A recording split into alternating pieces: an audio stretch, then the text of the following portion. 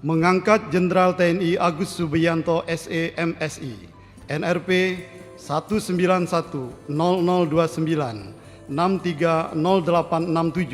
sebagai Panglima Tentara Nasional Indonesia.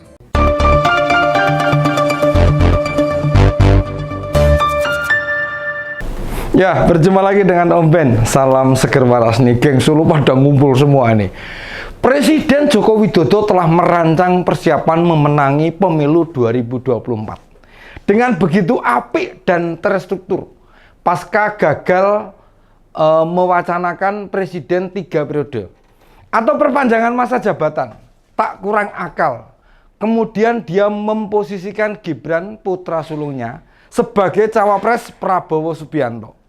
Meskipun proses naiknya Gibran ini melalui keputusan Mahkamah Konstitusi memicu kontroversial publik, toh tetap jalan terus nih. Jokowi belajar banyak dari langgengnya kekuasaan Presiden Soeharto pada masa Orde Baru itu. Memegang tampuk kekuasaan sampai 32 tahun. Tak bisa dipungkiri lamanya Soeharto menjadi orang nomor 1 di negeri ini. Jadi bukti betapa lihainya ia memainkan alat kekuasaan, yakni penyelenggara pemerintah dari pusat sampai ke daerah, juga memegang kendali aparat keamanan, tentara dan polisi.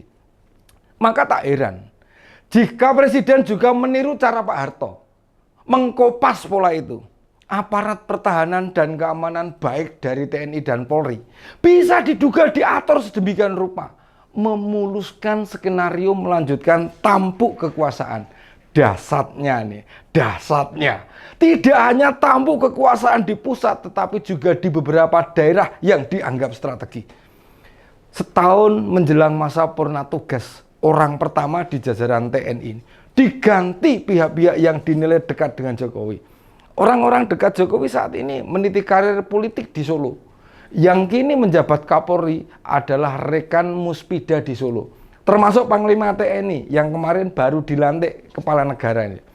Padahal Jenderal Agus Subianto ini sebagai Panglima TNI tidak melewati jalan yang cukup terjal hampir sejak 2019 atau 5 tahun yang lalu. Semua jabatan jenderal Agus tidak ada yang mencapai 1 tahun. Apakah ini memang saking istimewanya Panglima TNI? Atau ada kepentingan presiden? Hampir tidak pernah ada prajurit seistimewa beliau.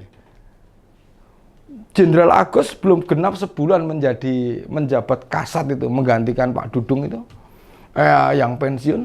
Lalu tiba-tiba sudah disodorkan sama Pak Jokowi ke Komisi 1 DPR untuk menjalani fit and proper test sebagai calon tunggal Panglima TNI. Kedekatan Pak Jokowi dengan Pak Agus Subianto merupakan rahasia umum. Pak Agus sendiri loh bertugas sebagai Komandan Komando Distrik Militer Dandim 0735 Surakarta saat Pak Jokowi menjabat Wali Kota Solo pada periode 2009-2011. Di periode kedua Pak Jokowi sebagai Presiden pada 2020, Pak Agus menduduki jabatan sebagai Komandan Resor Militer dan Rem 061 Surya Kencana yang bermarkas di Bogor, tak jauh dari Istana Kepresidenan Bogor. Meskipun tak diwartakan, tetapi nampak kedekatan keduanya tak bisa disembunyikan dari publik. Nih, komando Jokowi tampak sekali efektif. Bisa dilihat setelah ratusan pejabat kepala daerah tingkat provinsi dan kabupaten kota dikumpulkan dan diarahkan untuk menjaga netralitas, tidak melakukan intervensi kepada penyelenggara pemilu. Para pejabat yang hadir dalam pertemuan itu kebetulan memegang jabatan sementara sebagai PJ Kepala Daerah. Usai berakhirnya masa jabatan berbagai kepala daerah, termasuk pejabat baru menunggu setelah pilkada usai pasca pemilu 2024 nanti nih. Konsolidasi perangkat desa yang tergabung dalam APDESI juga disebut bagian dari intervensi. Namun tidak ada yang ngerti bagaimana kebenarannya. Yang jelas, upaya menguasai berbagai elemen, kelompok, komunitas guna mendukung putra sulungnya sulit tidak jadi bagian kepentingan kepala negara. Keberanian pencopotan baliho Ganjar Mahfud nih, paslon nomor urut 3 yang berkibar di Bali oleh Satpol PP atas perintah PJ Gubernur Bali nih, Irjen Sangmade Mahendra. Bagian dari adanya intervensi pencopotan baliho saat Jokowi hendak berkunjung ke Bali. Padahal wajar, baliho jagoan PDIP banyak berkibar di Pulau Dewata.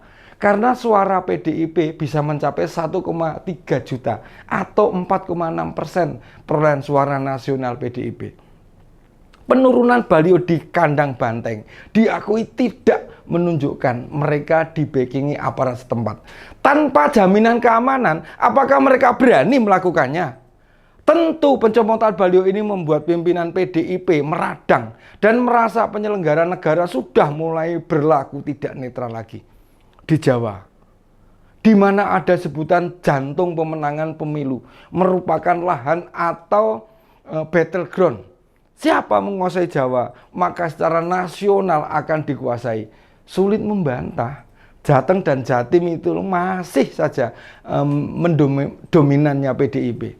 Kekuatannya sulit dipatahkan. Makanya kepala negara mampu menarik Kang Emil supaya merapat Partai Kuning. Tidak kurang akal, Presiden menugaskan Komjen Nana Sujana, mantan Kapolda Jateng, juga mantan Kapolres Solo.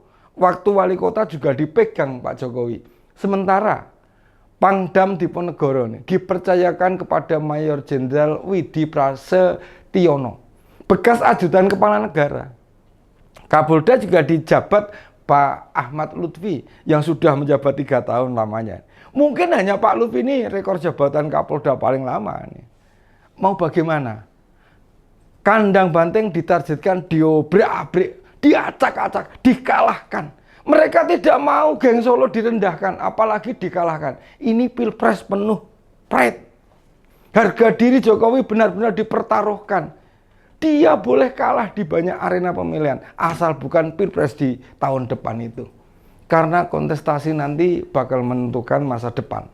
Serta karir politik anak-anak Jokowi, kekuatan yang dikumpulkan itu bukan untuk reuni, bukan jadi teman ngobrol atau curhat, namun partner kerjasama, rekan gotong royong, memenangkan putra sulung kebanggaan keluarga. Penunjukan ketiga orang dekat Jokowi menduduki pos-pos strategi tak bisa dipungkiri sebagai skenario yang sudah disiapkan. Tampuk kekuasaan sudah dipegang satu geng.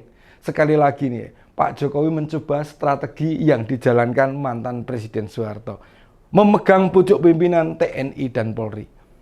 Dengan geng Solo ini, diharapkan skenario mulus dan berjalan tanpa hambatan berarti. Tak ayal bicara soal demokrasi, soal netralitas TNI Polri pada pemilu 2024, rasanya patut kita pertanyakan lagi. Jika tak mau pemilu hanya sebagai ajang formalitas, karena skenario sudah disiapkan, maka penting sekali rakyat bersuara, minimal untuk mengingatkan Presiden Jokowi. Demikian opini Oben kali ini. Salam seger waras, tetap sehat, tetap jaga kerukunan. Sampai jumpa lagi.